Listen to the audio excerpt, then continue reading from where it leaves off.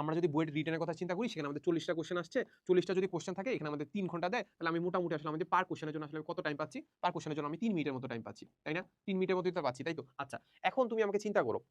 তুমি চিন্তা করো যে ৩ মিনিট তুমি টাইম পাচ্ছ, ঠিক আছে। এখন তুমি বুয়েটে টিকার জন্য কি আমার 40 টা আনসার করতে হচ্ছে? কিংবা তুমি আদৌ তুমি 40 টা আনসার করতে পারবা? পারবা না তো। তুমি আসলে যেটা করবা সেটা হচ্ছে আমাদের 40 টা আনসার না করে তুমি এখানে 50%, আমি 50% থেকে একটু বেশি ধরলাম। ধরলাম যে আমি আসলে কি করলাম? আমি আসলে 25 টা আনসার করলাম বা 25 টা ঠিকভাবে আনসার করলাম। তাহলে তুমি বুয়েটে টিকে যাবা। তাহলে বুয়েটে একটা সিট কনফার্ম করার জন্য কি করা লাগে? নরমালি আসলে আমি 25 টা আনসার করতে পারলে হইল। আচ্ছা, 25 টা যদি আনসার করো তাহলে কি আল্টিমেটলি আমি পার কোশ্চেনের জন্য 3 মিনিট পাচ্ছি?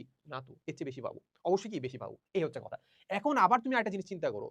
এই যে আমি 25 টা আনসার করলাম, 25 টার মধ্যে কি সবগুলা কঠিন কোয়েশ্চেন হবে? না, বেশিরভাগই সহজ কোয়েশ্চেন হবে বা বেশিরভাগই আগের বছরের কোয়েশ্চেন গুলাই হবে। ঠিক আছে? আগের বছরের টাইপের মতো হবে। ঠিক আছে? সো আগের বছরের টাইপের মধ্যে যদি হয় তাহলে প্রত্যেকটা কোয়েশ্চেনে কিন্তু তোমার 3 মিনিট লাগার কথা না। হয়তোবা কোনো একটা ম্যাথে তোমার 1 মিনিট লাগছে। হয়তোবা আরো 1 মিনিট থেকে কমও লাগতে পারে। তো তার মানে আল্টিমেটলি বলা যায় যেসব কঠিন ম্যাথ আছে বা যেটা নিয়ে তোমার চিন্তা করতে হবে সেটার জন্য কিন্তু তোমার আল্টিমেটলি ৫ থেকে ৬ মিনিট কিংবা অনেকে ৭-৮ মিনিটও দিয়ে ফেলে। ঠিক আছে? তার মানে আল্টিমেটলি আমাদের যে ম্যাথ প্রবলেমটা সলভ করতে হবে বা যে ম্যাথ প্রবলেমটা একটু কঠিন ওইটা কিন্তু আল্টিমেটলি আমার ভালোই টাইম দিচ্ছে। আমাকে কি দিচ্ছে? ভালোই টাইম দিচ্ছে যে কর, তোমাকে ক্যালকুলেটরও দিয়ে দিলাম। তুই তারপরে ভাব সলভ কর।